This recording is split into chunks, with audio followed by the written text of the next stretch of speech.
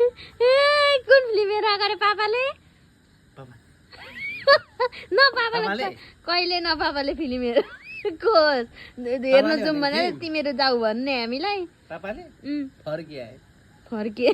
जे पाए त्यही नेपाली चलचित्र फर्किए को हिरो छ हिरो को छ सानोमा हेरेको चिन्दैन म